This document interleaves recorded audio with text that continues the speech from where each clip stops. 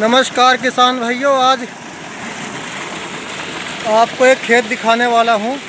पहले खेत की कंडीशन देखो।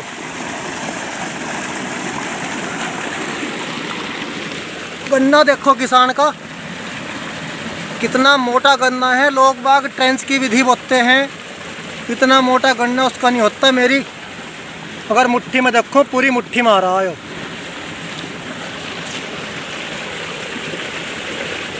दो बंधाई करवा दी है मालिक ने और ऊपर तक गन्ने की मोटाई बराबर है। ये देखो कहाँ तक जा रहा गन्ना इस समय। और इस ईंख के कटने के भी 5 महीने हैं। जहाँ तक गोला जा रहा है वहाँ तक तो गन्ना हो ही जाएगा। यानी 12-14 फुटा गन्ना इसका तैयार आपको कम से कम मिलेगा उस टाइम पे। और ये एक ही मेढ़े की बात नहीं, मैं दूसरा मेढ़ा भी दिखा दूंगा। ये देखो बिल्कुल सारे गन्ने बराबर मिलेंगे। ऊपर तक देख लो कितनी बढ़िया बढ़वार है खेत की। इस खेत का राज जरूर जानेंगे।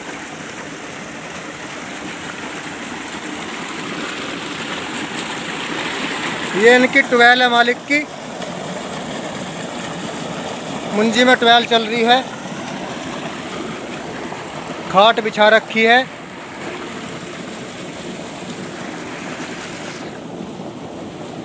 मालिक वहाँ खड़े हैं, जरा डर के चपर के हमारे से।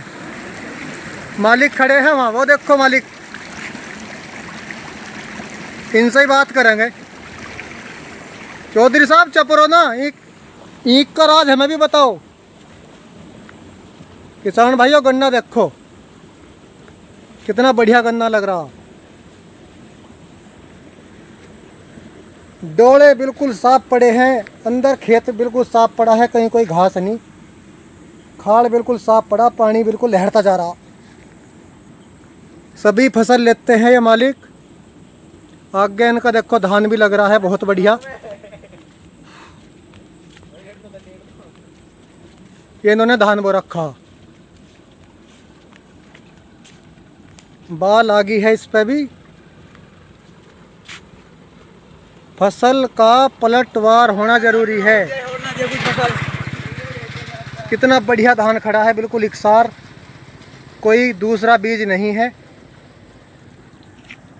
चौधरी साहब क्या लगा रखा आपने ईंख में इसमें?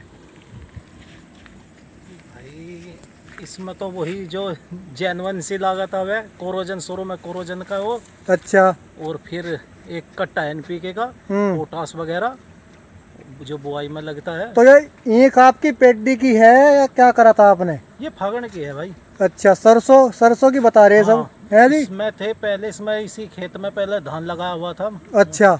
और धान काट के फिर इसमें सरसों की बुआई करी। और बुआई करने के बाद फिर इसमें ईंख लगाई गई है इसमें। तो लागत क्या मानो, या लगभग आपका 4-5 बीघा खेत है? लागत तो जितनी भी हमारी खेत खड़े, सबसे कम लागत इसी खेत में आई हुई है। अच्छा, यानी कोरोजन लगाई एक तो? हाँ, एक तो कोरोजन का जो है स्प्रे करा हुआ है इसमें, वो भी खुड वाइज। अच्छा, फिर? और बस इसमें एक दफ़ा बस इसमें खाद डाली थी, यूरिया एनपीके? हाँ बस, दोनों मिला के बस। उसके बाद बस 2 बंधाई? बस ये, हाँ 2 बंधाई होगी। खुदाई भी नहीं हुई मुझे ऐसा लगा इसकी? ऐसे कोई खास वो नहीं हुई खुदाई भी इसकी।